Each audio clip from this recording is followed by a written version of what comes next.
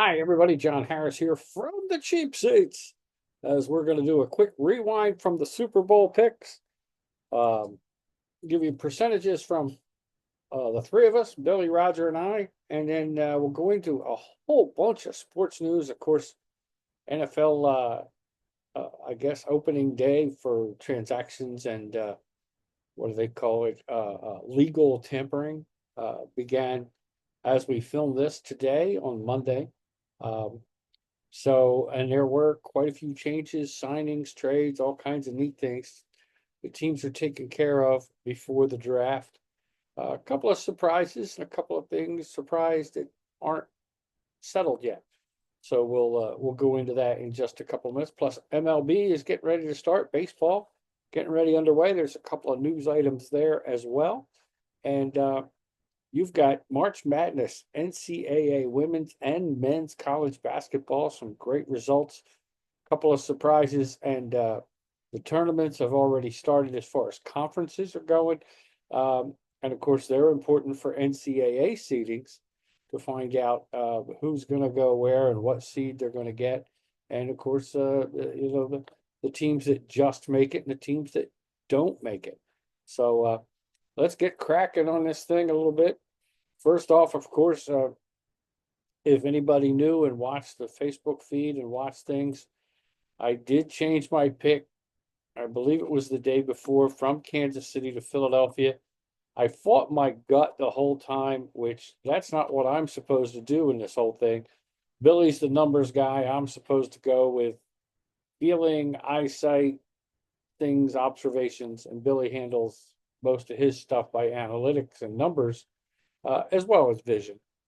So what we did was, I changed my pick, but I did notify the guys ahead of time, posted it on Facebook as well, and changed it to the Eagles. I didn't think it would be the runaway that it was, but I did think it would be about a touchdown. Little did I know that that was probably the best thing to do because you'd have won a lot of money if you stuck with me all season. I ended up at 64.9%. I was ahead of that at one point. That's for the season, playoffs, everything.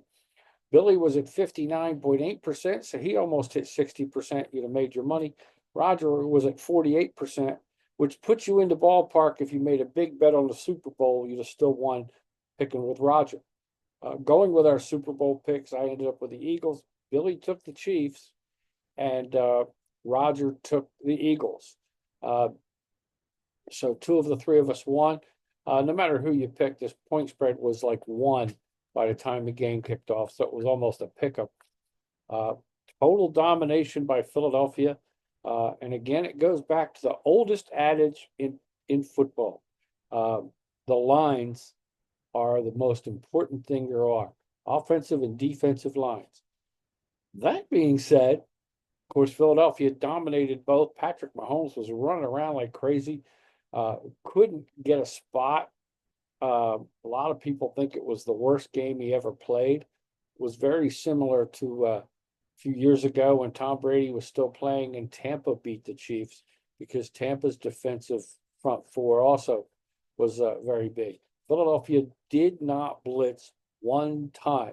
They trusted their front four to get the pass rush on all day long and contain Mahomes in the pocket, which when he went up in the pocket, there were guys there, the interior guys were there. So he had nowhere to go. And you can't say it was all his fault. He really didn't have an offensive line, which was banged up and hurt most of the year. Somehow they always escaped because their defense kept games close. Couldn't do it. Their defense keyed on Saquon Barkley, holding him to like 57 yards, I think it was, on 25 carries. But the key is the Eagles kept going to the run.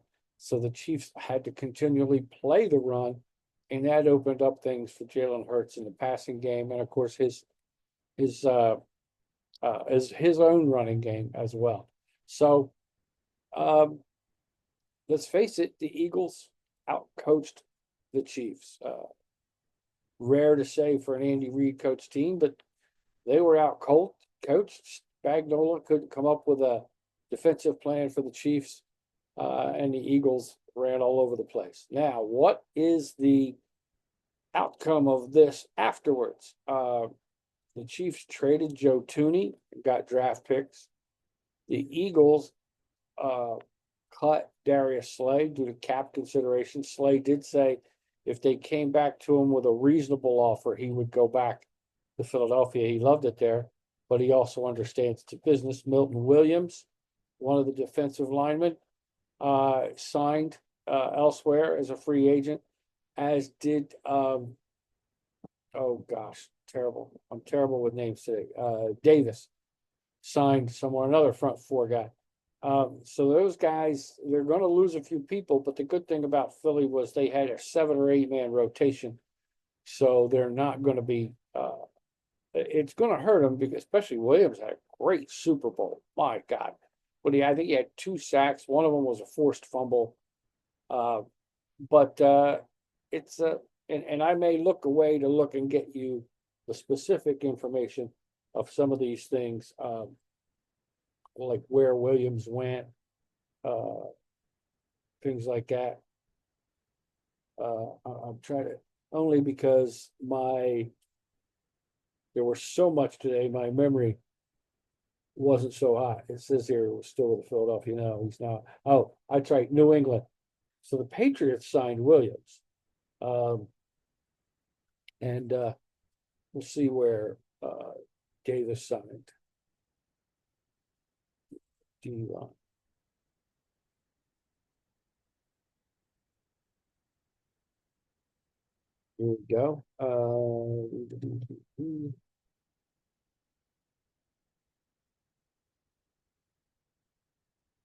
Things are coming up like how much would I win if I bet $100 today? Well, if you bet $100 today on the Super Bowl, you wouldn't win anything because the game's over.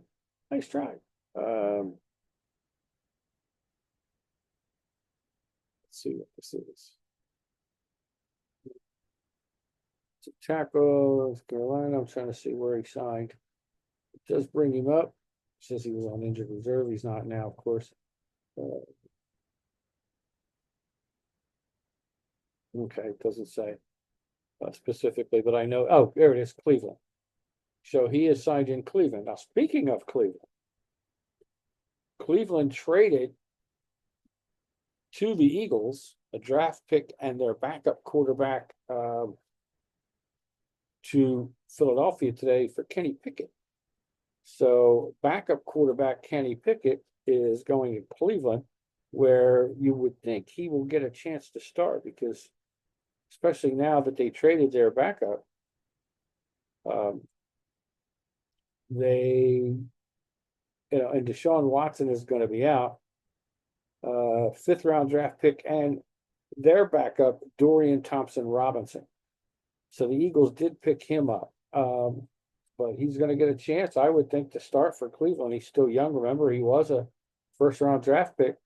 So maybe Cleveland thinks they've got to find there, and with good coaching, can get him to be a credible starter for them in Cleveland. In other Cleveland Brown news, they did sign Myles Garrett, who, remember, Garrett for weeks was saying he's not going to sign with Cleveland. He's not going to play in Cleveland anymore because they're not trying to be a winner. But then he got a big contract extension today to make him the highest paid non-quarterback in the NFL.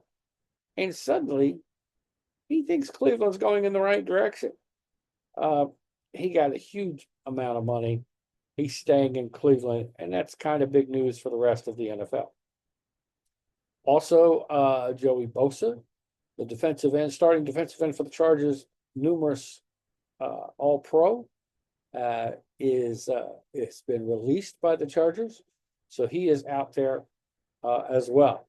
But the big signings, of course, Sam Darnold went to Seattle as a free agent, so he will be in Seattle because Seattle traded Geno Smith over the weekend to the Las Vegas Raiders, so he will ostensibly be the starter for the Raiders, where he is reunited with Pete Carroll, who was one of the people that helped resurrect his career. So Geno Smith is with the Raiders. Seattle picked up Sam Darnold, but Seattle also dropped their 2 big receivers, Lockett and Oh, the name was just there. Metcalf. Both of them are gone. One was in a trade, one was signed. Uh, and it's going to be interesting to see what happens in Seattle. They grabbed a quarterback, but outside of Smith Jigma, the tight end, you got to think they're either going to sign somebody else or they're thinking they were going to be able to draft a couple weapons. And I think they like one of their younger guys that's already on the roster. So, going to be interesting to see what happens in Seattle. Darnold is reunited with an offensive coordinator that he's had before. So everybody's thinking that that could work out for him in Seattle as well. Also means in Minnesota, they are probably going to stick with J.J. McCarthy and hope he's back from injury. And he should be the once and future starter in Minnesota, which was always the plan when they drafted him until he got hurt in training camp. Washington, meanwhile, did not stay still. They signed Deebo Samuel, traded for and got him. So Deebo is now joining Terry McLaughlin, Scary Terry, as they call him in Washington. And that's going to be an interesting situation for Jaden Daniels because now he has another weapon in Washington. So the NFC East could be quite a bit tighter. Ripple down effect from the Myles Garrett signing that we mentioned before could be in Dallas, sticking with the NFC East, because the NFC East has, of course, the Cowboys, and they've got that great defensive player, Micah Parsons, who's now, because of Garrett's contract, just saw his level of money that he should be able to command go up. And if Dallas doesn't sign him, once his contract is up, he'll be gone too. And I don't know if Jerry can take the PR hit in Dallas, but the problem is he's already paying CeeDee Lamb. He's already paying Dak Prescott, both of them big money. Prescott's getting $60 million a year. So if he doesn't restructure, which there's talk that he will, it's going to be really tough on the cap to sign Parsons to what he wants. So that's going to be interesting. If they do that, what else are they going to be able to do to try to improve the team? So going to be tough sledding there in Washington. Meanwhile, the Giants have not grabbed a quarterback yet. Aaron Rodgers is still out there. Of course, Daniel Jones was a Giants quarterback, so he's not going to be in the running. So it's going to be interesting. Justin Fields, meanwhile, is not going to go back to Pittsburgh. He is going to be going to the Jets. So we know now for sure that Aaron Rodgers, if he was going to sign with the Jets, won't be an option. There's talk that Rodgers could go to the Giants, or Russell Wilson, who's still out there, could go to the Giants. So a lot of pieces falling and moving around in the NFL already before the draft even starts. So there could be, and I'm going to check here because I'm checking the clicker to see if there's anything else overnight that has happened. But I don't think so. I think we're up to date here on most of the NFL, if not all of the NFL. The Chiefs, Kansas City did sign backup Jalen Moore, backup offensive lineman, who's always been behind Trevor Williams in San Francisco.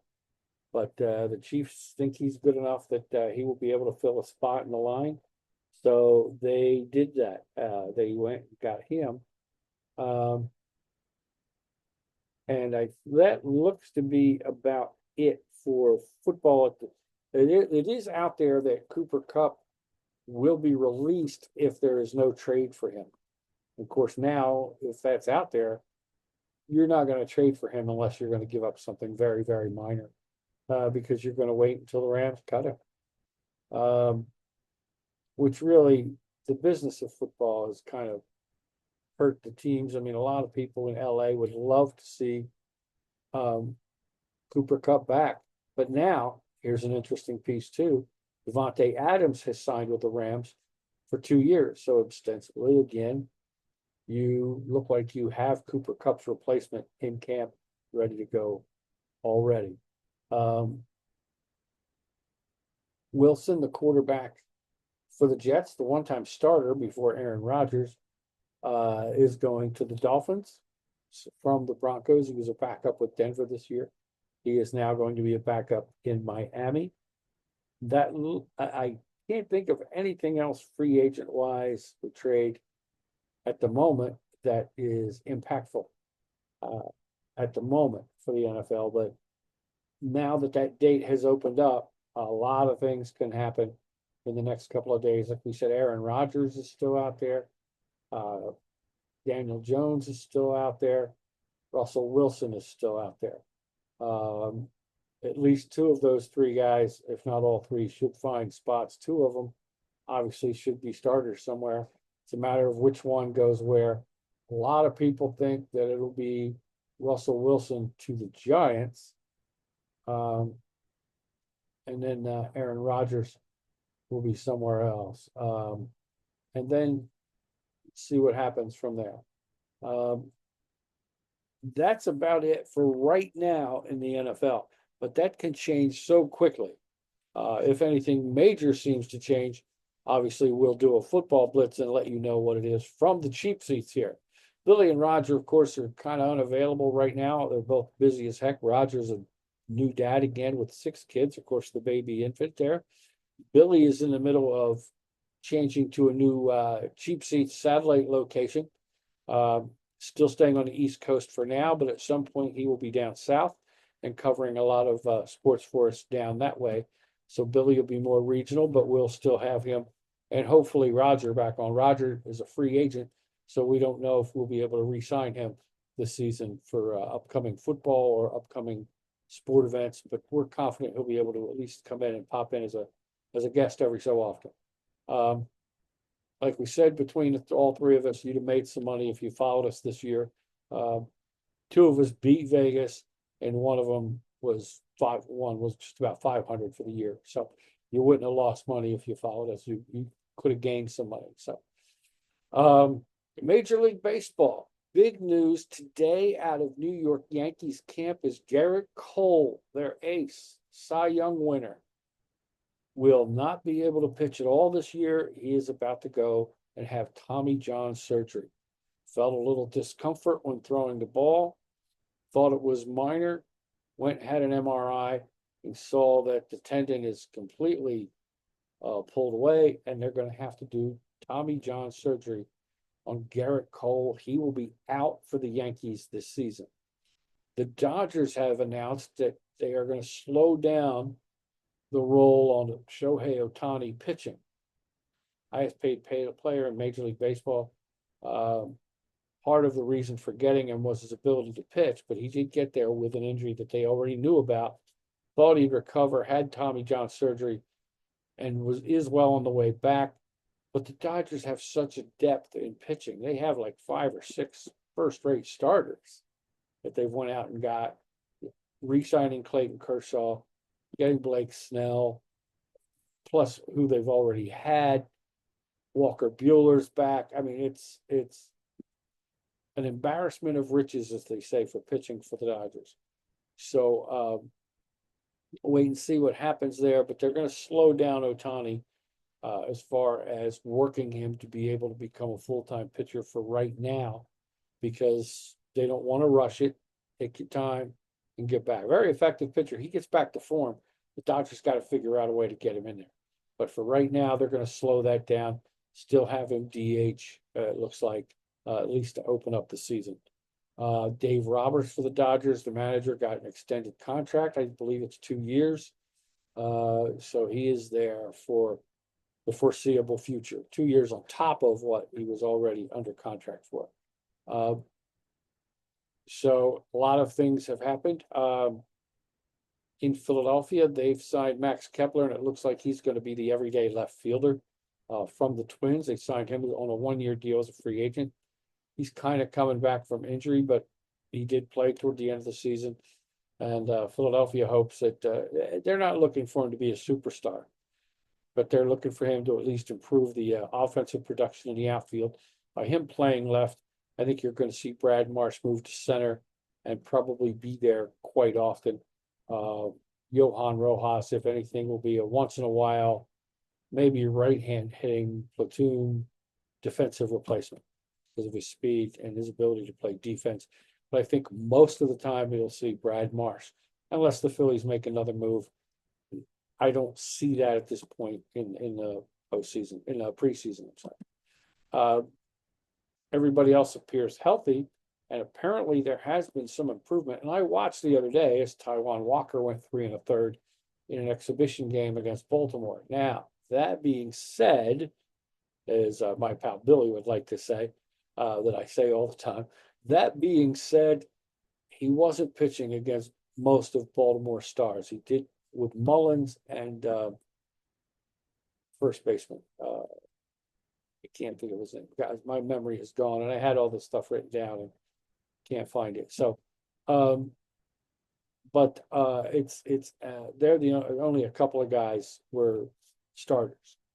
The rest were kind of a B team. It was a split squad, but he did pitch very effectively for 3 1/3. Got in a little bit of trouble in the fourth, and that's when they came in and got him and went to the bullpen. So some of the guys are starting to round out. Harper's starting to look pretty good with the bat. They're working Schwarber in at first base a little bit, and left field a little bit, just to give them other options on occasion rather than just have him as the DH. Realmuto looks pretty good. Everybody else looks in pretty good form. Alec Bohm's looking really good right now, hitting the ball really well. He's got 3 home runs, I think, already in spring training. So the Phillies are looking okay, but if you're a Philadelphia fan, back where I originally came from, gonna be a pretty wild ride. The Braves have signed some people. Of course, the Mets went nuts. But there's a possibility that all 3 of those teams from the East make the playoffs. So it's going to be interesting. I think it's going to be all 3 of them. And I think the Dodgers, which is going to be 4 right there. So going to be interesting. Then you take a look at a couple other divisions in the Central, and you see is it going to be Milwaukee, Cincinnati signed a couple people, Pittsburgh will hang around for a while. They have lately, but and the Cubs signed a couple people, so the Cubs could be in the running. So, and in the American League, the ongoing saga, like we already mentioned about Garrett Cole, is to see what happens with Rafael Devers and Bergman, because the Sox signed Bergman, probably the best third baseman defensively, as well as a good hitter. But Devers doesn't want to give up third base. And Devers is, of course, offensively a monster, but defensively a monster. He's just awful. Worst fielding third baseman in the league, not just last year, but other years as well. Bergman could get you, Bregman, I keep saying Bergman, it's Bregman. Bregman could get you a gold glove. Devers could get you an iron glove. All right, things are just going to about brick for hands. He's just not a good fielder at third base. So their thought was to make him a DH, but he's resisting that. So it's going to be a saga for the Red Sox. What are they going to do with that? He signed for big money, and I believe long term. So we'll see what happens if he comes around, or if they say this is what you're going to do. See what happens. It's going to be interesting to watch that. But the American League, I don't know. Is it up for grabs? I mean, Houston, I think, is going to take a step down. They're going to put Altuve in left field instead of second base. For some reason, they think that'll save his legs. Most people come in from the outfield and play the infield. So we'll see what happens. But he's going to left field, and he's looking forward to it. And he's got speed, so the only thing you won't see from Altuve, because of his small stature, is he won't be climbing up any fences to rob anybody of home runs. That you won't see. Other than that, maybe he'll be really good out there. So that'll be interesting to see. And of course, they lost Bregman to free agency because he signed in Boston. So Major League Baseball is about to kick off pretty soon. I just watched the movie Major League to get myself ready for baseball season. It's coming. I usually watch that one. At some point, I'll watch Bull Durham. At some point, I'll watch The Natural. Usually, The Natural, I wait till either the All-Star game or till right before postseason starts. Different type of movie. But Major League is a lot of fun. So I may try and watch that pretty soon as well. But sports movies are always fun, and it's, to me, Major League is a rite of passage. I got to watch it before the season. And once again, it'd been a long time. It'd been about a year. Didn't disappoint, and I always seem to find something I either forgot or never noticed before in some of the jokes and some of the things that go around. It's a really fun movie if you like baseball, and you don't have to like baseball to like that movie. It's funny. So there's a quick sports movie review for you. NCAA basketball.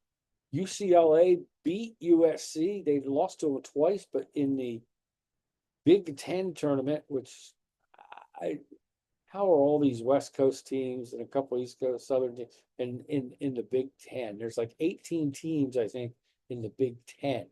Even the numbers don't match. It just doesn't seem right. But USC lost to UCLA the other day. UCLA is now ranked number 1, knocking USC out of that spot. Going to be an interesting tournament. Actually, UCLA is not ranked 1. They're ranked 2, I believe, behind Duke. Cooper Flagg is tearing up the NCAA. They beat UNC the other day, and Flagg had to sit for almost 10 minutes due to foul trouble. He came back in and dominated again. A lot of people are hoping he'll stay because of maybe some heavy NIL money. He's going to lose too much. He's going to be the number 1 pick, I think, in the NBA draft. I don't know how he couldn't be. So I think, especially if San Antonio gets him. If San Antonio gets him and Wembanyama, watch out for the Spurs. Really. But we'll see what happens. It's a big if down the road. But the NBA is a lottery. So if you're in the top 5, any of the top 5 teams in the lottery, which is really the lowest 5 teams that finish, any of them have a shot at getting the number 1 pick. And if they get a shot, whoever it's going to be is going to take Cooper Flagg. I have no doubt. In the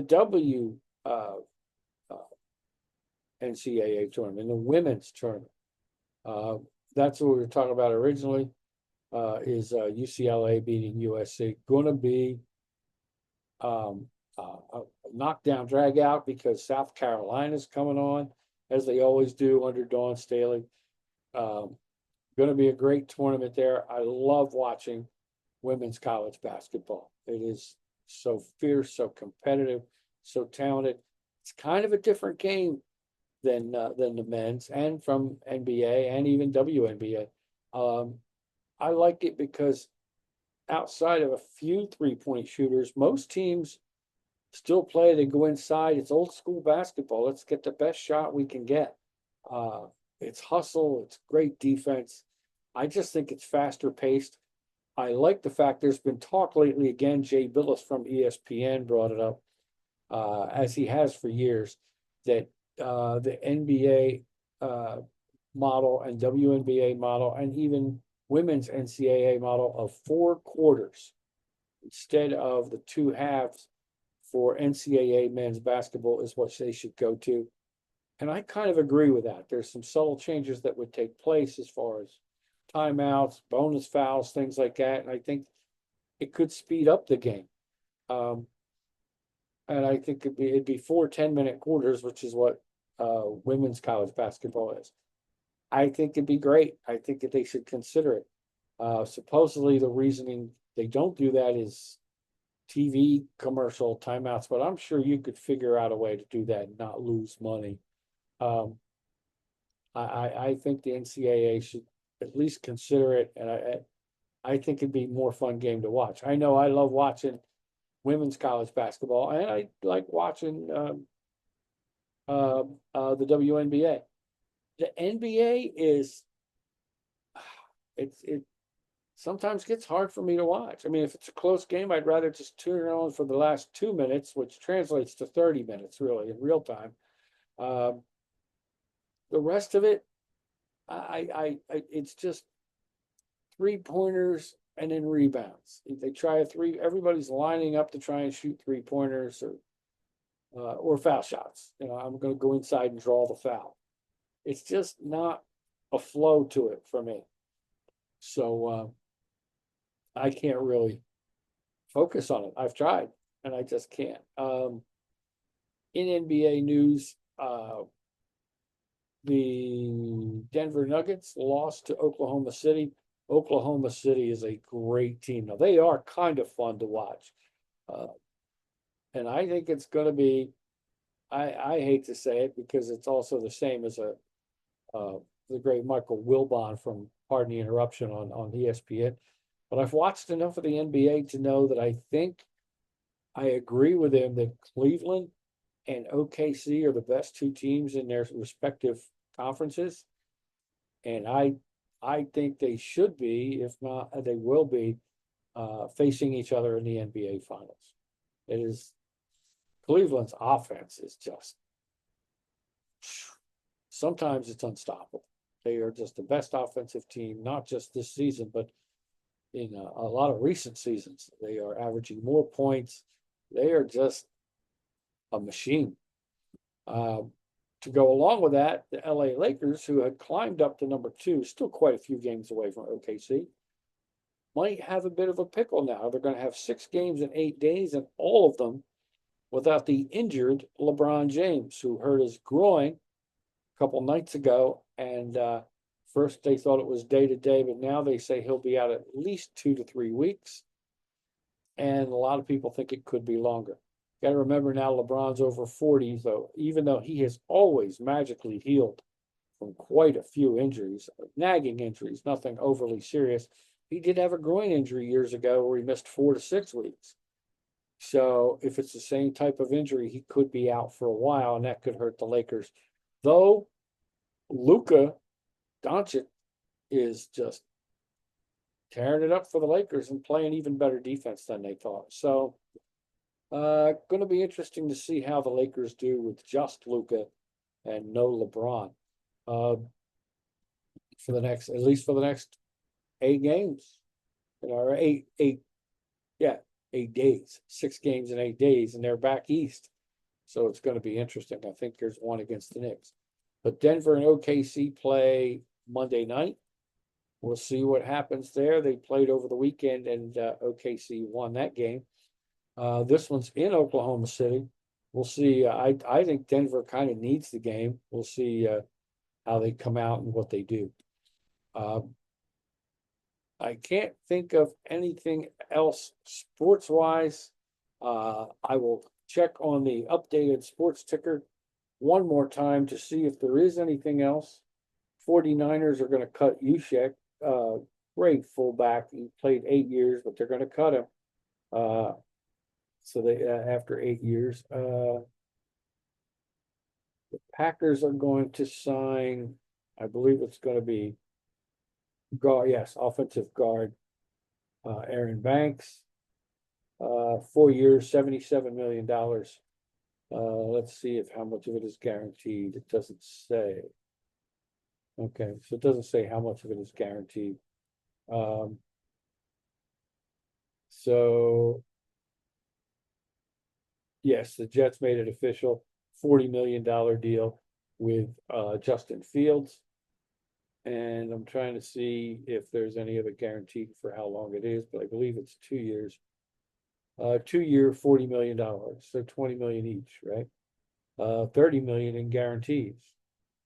So Justin Fields has a job and has some incentive to play well, because that could go up if he does well. I don't see anything else there except that Aaron Rodgers is still out there, and that Russell Wilson is still out there, and Daniel Jones is still out there as of right now. As in the NFL, trying to see if anything else has happened since. When they start talking mock and projection, that's not news until it happens. Nope. Okay.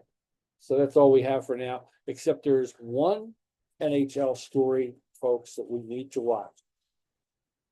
As of filming right now, Alexander Ovechkin is 8 goals away from tying, actually passing, I believe, Wayne Gretzky for the most all-time goals in NHL history, a record that a lot of people thought would never be broken. But Alexander Ovechkin of the Washington Capitals, who are playing very well, a lot of people thought, well, they're just going to try and let Ovechkin get his goals. They're not going to try to win. The Caps are the #1 team in the East, last I saw. So they're playing great hockey.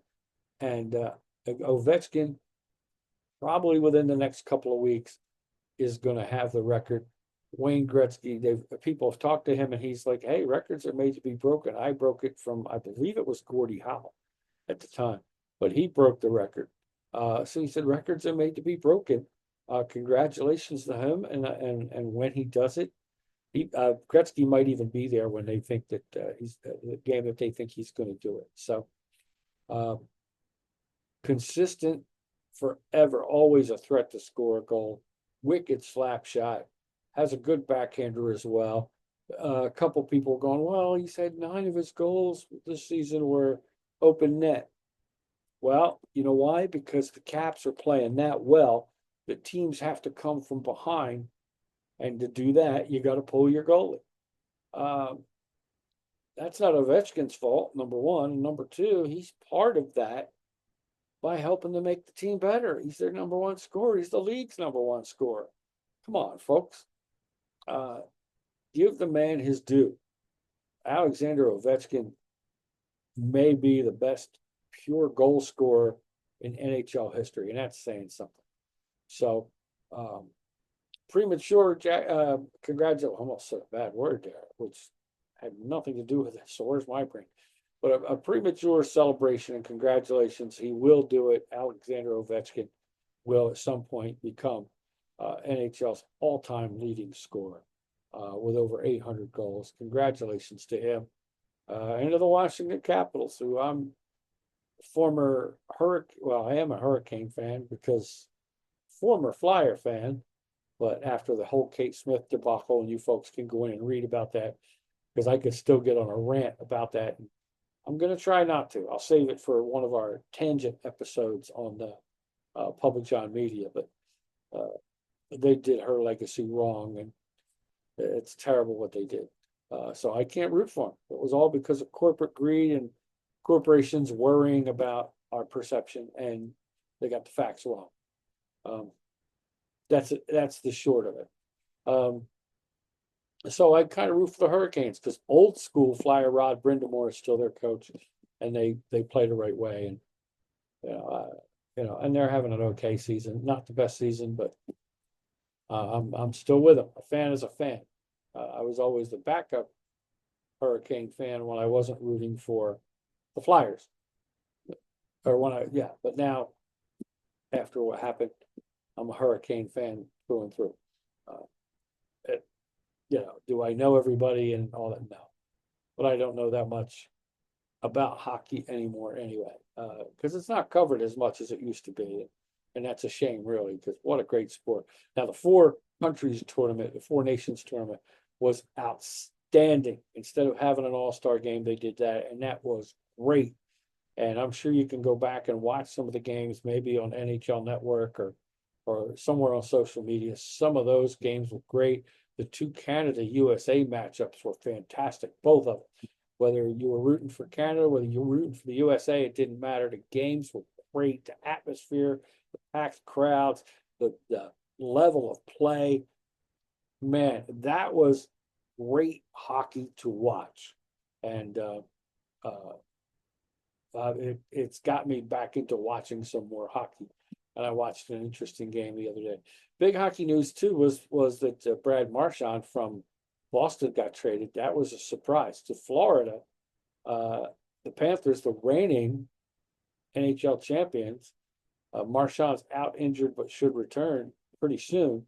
A lot of people can't believe that because he was captain of Boston. So he's in Florida now.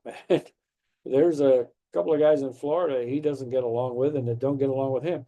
So that's going to be interesting as well, how they reconcile. But they will reconcile, I'm sure. And that could make them very formidable again, just in time for the playoffs. Boston's struggling, so I think they got some draft picks on a young guy. So they're trying to look out for the future, and they know that they better get something for a quality player now while they can. That's pretty much it. Baseball is going to start for real within the next couple of weeks, probably about 3 weeks. Keep watching the NFL news. I don't spend time on the combine. The fastest guy in the combine, good for him. The strongest guy in the combine, good for him. Most quarterbacks don't throw anymore. A lot of players don't do things. So they meet. Well, if you put on your smiley face, it's like a job interview. It's going to be what you can do on the field, what film they watch, and who you do. There are a couple of teams that they send scouts, but that's it. And then other teams take the combine very seriously. I think it's lost its luster, and I think that it's just desperation coverage. We're trying to cover something in the NFL, so let's cover the combine. Now that's shifted because combine's over to all the NFL free agency news. And then pretty soon you'll have the draft. Then before long, you'll have exhibition season. And remember, the UFL, the United Football League, will be starting up soon in its second season. So we'll see what happens there. Semi-successful, I think, last year. We'll see if success improves and if they're able to hang on again for another full season. And if so, then you may have something there for spring football. That's pretty much it for now. We hope you guys tune in some more from the cheap seats. Also, some Public John stuff is going to start coming out. We're going to go back to the Public John podcast. The tirades are coming back. We're trying to put together which is a lot of work. Cooking up a murder show and go from there. So we're going to be on Facebook and YouTube quite a bit pretty soon again. So we thank you folks for sticking with us. We had a little hiatus, obviously, after the Super Bowl. We're going to try and keep this thing going here. Billy and Roger, like I said, are relocating and living their, some would say, their best life. I hope it is for them. I've talked to them both. They seem to be doing okay. And just taking a break from all of this. So, and they need it. I agree with them. They need it. And I needed one too. So, but we're going back into it.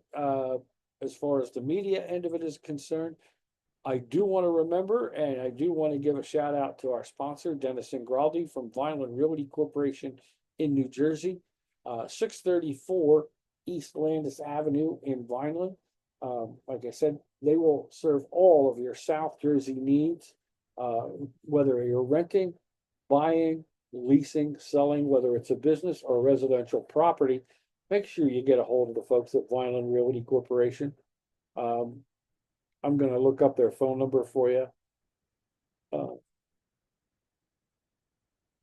There it is, Vineland Realty LLC.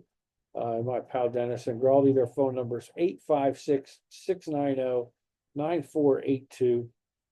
Once again, 856-690-9482 for all your residential real estate or business real estate property needs. Dennis can, and his crew down there, 634 East Landis Avenue, Vineland, New Jersey, can help you out. They have a Facebook page. Look for that as well, and you can Google them.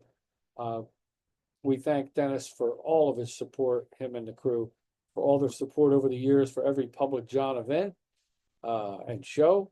And we're going to go for there. We're going to sign off for now, but thank you, folks, for making us a part of your day, your night, whether it's a few minutes at a time. Remember, you can see us on YouTube, on your smart TV or device.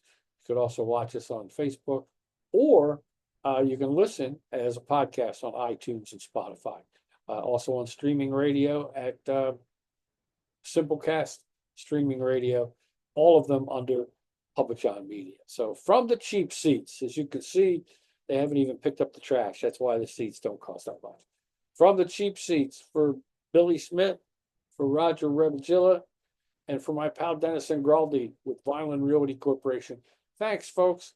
We hope you guys have a great week, and we will talk to you soon. Baseball's about to kick in, NHL and NBA playoffs about to kick in, and there always seems to be something with the NFL. So we'll be back. March Madness is about to start up, so sports is going to start getting to be fun again while we've had a little bit of a hiatus. We thank you guys. Make sure that you tune in and make sure that you, what's the cliche now? Live your best life. Have fun, everybody. We'll talk to you soon.